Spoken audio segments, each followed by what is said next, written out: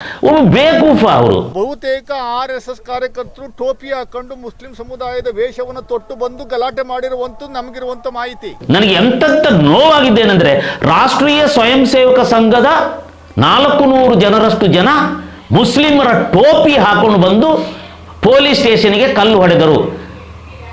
ಅವ್ರ ಮೇಲೆ ಮೊದಲು ಮೊಕದ್ದಮೆ ದಾಖಲು ಮಾಡ್ರಿ. ರಾಷ್ಟ್ರೀಯ ಸ್ವಯಂ ಸೇವಕ ಸಂಘದ ಬಗ್ಗೆ ಮಾತಾಡುವುದನ್ನ ನಿಲ್ಲಿಸಬೇಕು. ಒಂದು ಹುನ್ನಾರವನ್ನ ಬಿಜೆಪಿ RSS ತೋರೆ ಮಾಡಿದರೆ. ನನಗಿರುವಂತ ಮಾಹಿತಿ ಪ್ರಕಾರ, ಖಚಿತ ಮಾಹಿತಿ ಪ್ರಕಾರ, ರಾಷ್ಟ್ರೀಯ ಸ್ವಯಂ ಸೇವಕ ಸಂಘದ ಕೆಲಸ ಟೋಪಿ ಹಾಕೊಂಡು ಮುಸ್ಲಿಮರತ್ತೆ ವೇಷ ಹಾಕೊಂಡು ಬರೋದಲ್ಲ. ಸುಮಾರು 300 ಜನ RSS ನವರು ಈಗ ಒಳಗಡೆ ಎಂಟ್ರಿ ತಗೊಂಡವ್ರು ಮೈಸೂರಿಗೆ ಅಂತ. ಅವರಿಗೆ ಆ ದರ್ದು ಬಂದಿಲ್ಲ. ರಾಷ್ಟ್ರ ಕಟ್ಟೋದು ಅವರ ಕೆಲಸ. ಇವತ್ತು ಪ್ರಧಾನಮಂತ್ರಿ ಅಂತ ಒಬ್ಬ ಕ್ಯಾಂಡಿಡೇಟ್ ಅನ್ನ ನೀಡುವಂತ ದೊಡ್ಡ ಸಂಸ್ಥೆಯಾಗಿ ಅದು ಬೆಳೆದು ನಿಂತಿರುವಾಗ, ಕೋಟ್ಯಾಂತರ ಸ್ವಯಂ ಸೇವಕರು ನಿಸ್ವಾರ್ಥದಿಂದ ಅದಕ್ಕೆ ದುಡಿತಿರುವಾಗ, ಅನಾವಶ್ಯಕವಾಗಿ ರಾಷ್ಟ್ರೀಯ ಸ್ವಯಂ ಸೇವಕರನ್ನ ಎಳೆದು ತಂದ ಆ ಲಕ್ಷಣ ಮೇಲೆ FIR ಆಗಬೇಕು. ಆ ರಾಜಣ್ಣ ಅಂತ ಹೇಳುವ ಒಬ್ಬ ಮಂತ್ರಿ ನಿನ್ನೆ ಹೇಳಿಕೆ ಕೊಟ್ಟದ್ದು ನೋಡಿ ನಮಗೆ ಗಾಬರಿಯಾಗಿದೆ. ಮುಸ್ಲಿಮರು ಹೆಚ್ಚಿರುವ ಜಾಗದಲ್ಲಿ ಯಾಕೆ ನೀವು ಪೊಲೀಸ್ ಸ್ಟೇಷನ್ ಇಟ್ಟರಿ ಅಂತಲೋ. ಅದ್ರಲ್ಲಿ 50-60 ಜನ ಇಲ್ಲೇ ಓಡಾಡ್ತಾವ್ರೆ ಅಂತ ನಿನ್ನೆ ಗಲಾಟೆ ಕಲ್ಲು ಎಸ್ತಿದೆ ಅನ್ನುವಂಥದ್ದು ಏನು ಆಪಾದನೆ ಇದೆ. ಅದರಲ್ಲಿ ಲಕ್ಷ್ಮಣ್ ಅಂತ ಹೇಳುವವರು ಯಾರೋ ಒಬ್ರು, ನನಗೆ ನೆನಪು, ಅವರು ಲೋಕಸಭೆಗೆ ಈ ಮಹಾರಾಜರ ವಿರುದ್ಧ ನಿಂತಿದ್ದರು ಅಂತ. ಒಬ್ಬ ಬೇಕೂಫ ಅವರು. ಪೊಲೀಸರು ನಮ್ಮ ವ್ಯವಸ್ಥೆ, ಪೊಲೀಸು ನಮ್ಮ ನಾಗರಿಕ ವ್ಯವಸ್ಥೆ, ನಾಗರಿಕರ ರಕ್ಷಣೆಗಾಗಿ ಇರುವ ವ್ಯವಸ್ಥೆ. ಯಾರೇ ಆಗಲಿ ಒಬ್ಬ ಪೊಲೀಸರ ಮೇಲೆ ಹಲ್ಲೆ ಮಾಡಿದ್ರೆ ಆತನ ಮೇಲೆ ಉಗ್ರವಾದ ಸೆಕ್ಷನ್ ಹಾಕಬೇಕು, ಆತ ಜೈಲಿನಿಂದ ಹೊರಬರದ ಬಗ್ಗೆ ನೋಡಬೇಕು. ಇವರು 12 ಗಂಟೆಗೆ ಒಂದು ಕಮ್ಯುನಿಟಿ ಅಂದರೆ ಮುಸ್ಲಿಮರು ಒಂದು ಗುಂಪಾಗಿ ಸೇರಿ ಎಲ್ಲೆಲ್ಲಿಂದಲೂ ಕಲ್ಲುಗಳನ್ನು ಸಂಗ್ರಹಿಸ್ಕೊಂಡು ಬಂದು ಈಗ ರಸ್ತೆ ಮಾಡೋದಕ್ಕೂ ಕೂಡ ಅಷ್ಟು ಕಲ್ಲುಗಳಿರೋದಿಲ್ಲ. ನಮಸ್ಕಾರ, ನಾನು ಅಡ್ಡಂಡ ಕಾರ್ಯಪ್ಪ, ಒಬ್ಬ ರಂಗಕರ್ಮಿ. ನಿನ್ನೆ ಉದಯಗಿರಿ ಅಂದರೆ ಮೈಸೂರಿನಲ್ಲಿ ನಡೆದ ಘಟನೆಯ ಬಗ್ಗೆ ನನಗೆ ತುಂಬ ಖೇದ ಉಂಟಾಗಿದೆ. ತುಂಬ ನೋವಿನಿಂದ ಈ ಮಾತನ್ನು ಆಡ್ತಾ ಇದ್ದೇನೆ. 2 ವಿಚಾರಗಳನ್ನು ನಾನು ಇಲ್ಲಿ ಪ್ರಸ್ತಾಪಿಸಬೇಕು. ಒಂದು ಪೊಲೀಸರು, ಇನ್ನೊಂದು ರಾಷ್ಟ್ರೀಯ ಸ್ವಯಂ ಸೇವಕ ಸಂಘ. ಪೊಲೀಸ್ ಅಂದರೆ ನಾಗರಿಕರ ರಕ್ಷಣೆಯ ವ್ಯವಸ್ಥೆಗಾಗಿ ಇಡೀ ದೇಶದ ಒಂದು ಆಸ್ತಿ. ಪೊಲೀಸ್ ಠಾಣೆ ಅಂದರೆ ರಕ್ಷಣಾ ದೇಗುಲ ಅಂತ ಕರಿಬೋದು. ಪೊಲೀಸರ ಕೆಲಸಗಳು ಇರ್ಬೋದು ಕೆಲವರು ಭ್ರಷ್ಟರು, ಅದರಿಂದ ಇಡೀ ಸಾಮೂಹಿಕವಾಗಿ ಇಡೀ ಪೊಲೀಸ್ ವ್ಯವಸ್ಥೆಯನ್ನೇ ನಾವು ಟೀಕಿಸಲಿಕ್ಕೆ ಆಗೋದಿಲ್ಲ. ಪೊಲೀಸರು ಒಂದು ದಿನ ಇಲ್ಲದೆ ಹೋದರೆ ಈ ದೇಶ ಏನಾಗ್ಬೋದು. ಆ OWC ಹೈದರಾಬಾದಿನ ಒಬ್ಬ OWC ಅಂತ ಹೇಳುವ ಮುಸ್ಲಿಂ ನಾಯಕ ಹೇಳಿದ್ದ, ಒಂದು ದಿನ ನಮಗೆ ಪೊಲೀಸರನ್ನು ಇಲ್ಲದೆ ನನಗೆ ಕೊಡಿ, ನಾವು ನಾವು ಯಾರು ಅಂತ ತೋರಿಸ್ತೀವಿ ಅಂತ. ಅಂದರೆ ಪೊಲೀಸ್ ವ್ಯವಸ್ಥೆ ನಾಗರಿಕರ ರಕ್ಷಣೆಗಿದೆ. ಆ ಪೊಲೀಸ್ ವ್ಯವಸ್ಥೆಯ ಮೇಲೆ ಹಲ್ಲೆ ಮಾಡೋದು, ಯಾವುದೋ ಒಂದು ವಿಚಾರ ತೆಕ್ಕೊಂಡು ಪೊಲೀಸ್ ಠಾಣೆಗೆ ಬೆಂಕಿ ಕೊಡೋದು, ಮತ್ತು ಇಡೀ ಪೊಲೀಸರ ಜೀಪಿನ ಮೇಲೆ ಕಲ್ಲೆಸೆಯೋದು.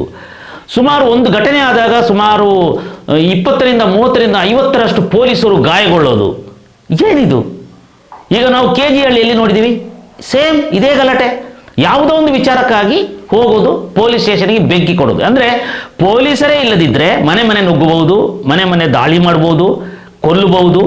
ಕಾಫಿರರು ಅಂತೇಳಿ ಯಾರು ಮುಸ್ಲಿಮರೇತರಿದ್ದಾರೆ ಅವರನ್ನೆಲ್ಲ ಹಿಗ್ಗಾಮುಗ್ಗ ಥಳಿಸ್ಬೋದು, ಅವರ ಮನೆಯಲ್ಲಿ ಇರೋದನ್ನು ದೋಚಬಹುದು. ಇದು ಅವರ ಐಡಿಯಾ. ನೋಡಿ, ಈಗ ಯಾರೋ ಒಬ್ಬರು ಯಾವುದೋ ಒಂದು ಪೋಸ್ಟರ್ನ ಬಂತು, ಅದನ್ನು ಫಾರ್ವರ್ಡ್ ಮಾಡಿದ್ರು ಅಂತಲೋ ಅಥವಾ ಸ್ಟೇಟಸ್ಗೆ ಹಾಕ್ಕೊಂಡಿದ್ರು, ಅದಕ್ಕೆ ಕಾನೂನಿದೆ.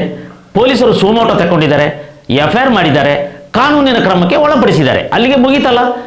ಇವರು 12 ಗಂಟೆಗೆ ಒಂದು ಕಮ್ಯುನಿಟಿ ಅಂದರೆ ಮುಸ್ಲಿಮರು ಒಂದು ಗುಂಪಾಗಿ ಸೇರಿ ಎಲ್ಲೆಲ್ಲಿಂದಲೂ ಕಲ್ಲುಗಳನ್ನು ಸಂಗ್ರಹಿಸ್ಕೊಂಡು ಬಂದು ಈಗ ರಸ್ತೆ ಮಾಡೋದಕ್ಕೂ ಕೂಡ ಅಷ್ಟು ಕಲ್ಲುಗಳಿರೋದಿಲ್ಲ. ಅಷ್ಟೊಂದು ಕಲ್ಲುಗಳನ್ನು ಚೀಲಗಳಲ್ಲಿ ತುಂಬಿಸ್ಕೊಂಡು ಬರೋದು, ರಾತ್ರಿ ಸೂರ್ಯ ಮುಳುಗುವುದನ್ನೇ ಕಾಯ್ತಾ ಇರೋದು.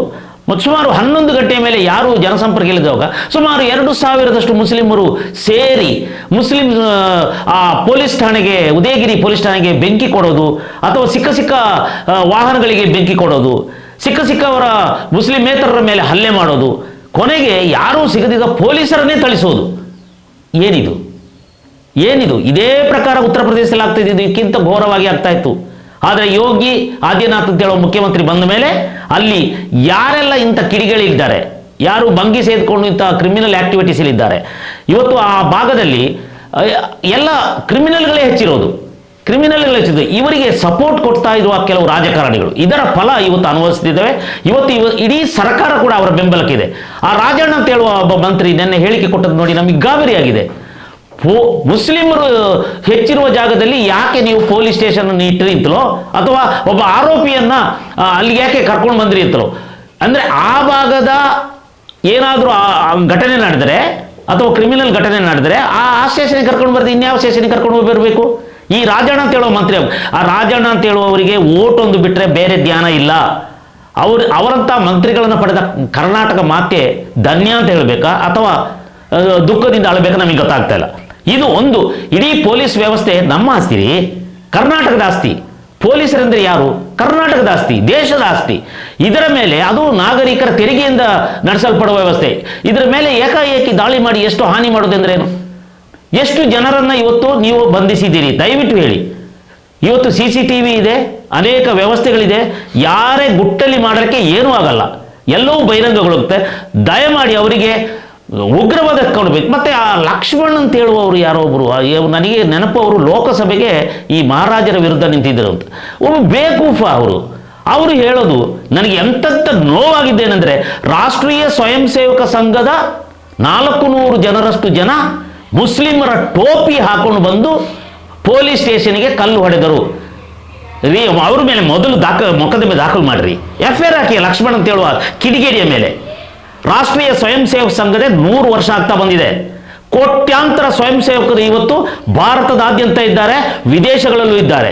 ರಾಷ್ಟ್ರೀಯ ಸ್ವಯಂ ಸೇವಕ ಸಂಘದ ಕೆಲಸ ದೇಶ ಕಟ್ಟುವುದು ಹೊರತು ದೇಶ ಒಡೆಯುವುದಲ್ಲ. ರಾಷ್ಟ್ರೀಯ ಸ್ವಯಂ ಸೇವಕ ಸಂಘದ ಸ್ವಯಂ ಸೇವಕರು ಪ್ರತಿದಿನ ಶಾಖೆ ನಡೆಸ್ತಾರೆ. ಪೊಲೀಸ್ ಸ್ಟೇಷನ್ಗೆ ಕಲ್ಲು ಹೊಡಿಬೇಕು ಅಂತ ಅಥವಾ ಇನ್ನೊಂದು ಹಾನಿ ಮಾಡಬೇಕು, ಬೆಂಕಿ ಕೊಡಬೇಕು ಅಂತ ಅವರ ಬೆಳಗಿನ ಶಾಖೆಯಲ್ಲಿ ಹೇಳ್ಕೊಡೋದಲ್ಲ. ದೇಶಕ್ಕಾಗಿ ನಾವು ಹೇಗೆ ಸಮರ್ಪಣಾ ಭಾವದಿಂದ ದುಡಿಯಬೇಕು, ಹಿಂದೂ ಧರ್ಮವನ್ನು ಹೇಗೆ ಕಟ್ಟಿಕೊಡಬೇಕು ಅಂತ ಹೇಳೋದ್ರ ಬಗ್ಗೆ ಅಲ್ಲಿ ನಮಗೆ ಪಾಠ ಆಗುತ್ತೆ ಹೊರತು ರಾಷ್ಟ್ರೀಯ ಸ್ವಯಂ ಸೇವಕ ಸಂಘದ ಬಗ್ಗೆ ಕೀಳಾಗಿ ಮಾತಾಡಿದ್ದಾರೆ. ಇದು ನನಗೆ ನೋವಾಗಿದೆ. ದಯವಿಟ್ಟು ಆ ಲಕ್ಷ್ಮಣ್ ಅಂತ ಹೇಳಿದರೆ 400 ಜನ ರಾಷ್ಟ್ರೀಯ ಸ್ವಯಂ ಸೇವಕ ಸಂಘದವರು ಮುಸ್ಲಿಂ ಟೋಪಿ ಹಾಕೊಂಡು ಸ್ಟೇಷನ್ಗೆ ಬೆಂಕಿ ಕೊಟ್ಟರು, ಕಲ್ಲೆಸೆದು ಅಂತ ಹೇಳಿದ್ರೆ ಮೊದಲು ಆ ಲಕ್ಷ್ಮಣ್ ಅಂತ ಹೇಳುವವರ ಮೇಲೆ FIR ಆಗಬೇಕು. ಯಾಕೆಂದರೆ ಇವರೇ ಕೋಮು ಗಲಭೆಗೆ ಪ್ರಚೋದನೆ ಕೊಡುವವರು. ಇವರಿಗೆ ಕೇವಲ ಓಟು ಬೇಕಾಗಿದೆ. ಇವರ ಹಣೆ ಬರ ಕಳೆದ ಲೋಕಸಭೆಯಲ್ಲಿ ಗೊತ್ತಾಗಿದೆ. ಮಹಾರಾಜರ ವಿರುದ್ಧ ಚುನಾವಣೆ ನಿಂತು ಎಷ್ಟು ಓಟು ತಗೊಂಡು ಕೊಳಕು ಬಾಯಿ ಆತ. ಈ ಲಕ್ಷ್ಮಣ ಅಂತ ಹೇಳುವವನು ಕೊಳಕು ಬಾಯಿ. ಇಡೀ ಮೈಸೂರಿನಲ್ಲಿ ಯಾರು ಲಕ್ಷ್ಮಣ, ಆ ಕೊಳಕು ಬಾಯಿ ಲಕ್ಷ್ಮಣನ ಅಂತ ಕೇಳ್ತಾರೆ.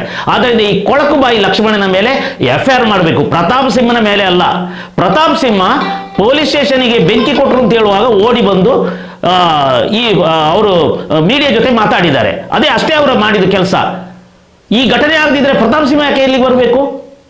ಯಾಕೆ ಮೀಡಿಯಾ ಜೊತೆ ಮಾತಾಡಬೇಕು? ಈ ಲಕ್ಷ್ಮಣನಂತವರು, ಈ ಕಿಡಿಗೇಡಿಗಳು, ಈ ಯಾರು ಕಿಡಿಗೇಡಿಗಳು ಮುಸ್ಲಿಮರಿದ್ದಾರೆ, ಈ ಬೆಂಕಿ ಕೊಡುವ ಮುಸ್ಲಿಮರು, ಅವರ ಪರ ನಿಂತು ಅವರಿಗೆ ರಕ್ಷಣೆ ಕೊಟ್ಟಿದ್ದಾರೆ. ಇವರು ರಾಜಣ್ಣ ಅಂತ ಹೇಳುವ ಮಂತ್ರಿ ಜೊತೆ ಇಡೀ ಕರ್ನಾಟಕದ ರಾಜ್ಯ ಸರ್ಕಾರ ಇದು ಇವತ್ತು ಈ ಕಿಡಿಗೇಡಿಗಳ ಬೆಂಬಲಕ್ಕೆ ನಿಂತಿದೆ. ದಯಮಾಡಿ ರಾಷ್ಟ್ರೀಯ ಸ್ವಯಂ ಸೇವಕ ಸಂಘದ ಬಗ್ಗೆ ಮಾತಾಡುವುದನ್ನು ನಿಲ್ಲಿಸಬೇಕು. ರಾಷ್ಟ್ರೀಯ ಸ್ವಯಂ ಸೇವಕ ಸಂಘದ ಕೆಲಸ ಟೋಪಿ ಹಾಕೊಂಡು ಮುಸ್ಲಿಮರಂತೆ ವೇಷ ಹಾಕೊಂಡು ಬರೋದಲ್ಲ. ಅವರಿಗೆ ಆ ದರ್ದು ಬಂದಿಲ್ಲ. ರಾಷ್ಟ್ರ ಕಟ್ಟೋದು ಅವರ ಕೆಲಸ. ಇವತ್ತು ಪ್ರಧಾನಮಂತ್ರಿ ಅಂತ ಒಬ್ಬ ಕ್ಯಾಂಡಿಡೇಟ್ ಅನ್ನ ನೀಡುವಂತ ದೊಡ್ಡ ಸಂಸ್ಥೆಯಾಗಿ ಅದು ಬೆಳೆದು ನಿಂತಿರುವಾಗ, ಕೋಟ್ಯಾಂತರ ಸ್ವಯಂ ಸೇವಕರು ನಿಸ್ವಾರ್ಥದಿಂದ ಅದಕ್ಕೆ ದುಡಿತಿರುವಾಗ ಅನಾವಶ್ಯಕವಾಗಿ ರಾಷ್ಟ್ರೀಯ ಸ್ವಯಂ ಸೇವಕರನ್ನ ಎಳೆದು ತಂದ ಆ ಲಕ್ಷಣ ಮೇಲೆ FIR ಆಗಬೇಕು. ಇದನ್ನು ನಾನು ಈ ಮೀಡಿಯಾ ಮೂಲಕ ನಾನು ಒತ್ತಾಯಪಡಿಸ್ತಾ ಇದ್ದೇನೆ. ಮತ್ತೆ ಇಡೀ ಪೊಲೀಸ್ ವ್ಯವಸ್ಥೆಯ ಮೇಲೆ ಈ ತರ KG ಹಳ್ಳಿಯಲ್ಲಿ ಇದೇ ತರ ಆಯಿತು, DJ ಹಳ್ಳಿಯಲ್ಲಿ ಇದೇ ತರ ಆಯಿತು, ಹುಬ್ಬಳ್ಳಿಯಲ್ಲೂ ಇದೇ ತರ ಆಯಿತು. ಕರ್ನಾಟಕ ಸರ್ಕಾರ ಮಾಡಿದ್ದೇನು? ಯಾರೆಲ್ಲ ಬೆಂಕಿ ಕೊಟ್ಟಿದ್ದಾರೆ ಅವರ ಲಿಸ್ಟನ್ನು ತಯಾರಿಸಿ, ಯಾರೆಲ್ಲ ಪೊಲೀಸರ ಮೇಲೆ ಹಲ್ಲೆ ಮಾಡಿದರೆ ಅವರ ಲಿಸ್ಟನ್ನು ತಯಾರಿಸಿ ಸಚಿವ ಸಂಪುಟದ ಸಭೆಯಲ್ಲಿ ಇಟ್ಟು ಅವರನ್ನೆಲ್ಲ ಬಿಡುಗಡೆ ಮಾಡಿದ್ದು. ಆಗ ಕ್ರಿಮಿನಲ್ ಯಾರು? ಕರ್ನಾಟಕ ರಾಜ್ಯ ಸರ್ಕಾರ ತಾನೇ. ಇದನ್ನು ಗಂಭೀರವಾಗಿ ಯೋಚಿಸಬೇಕು.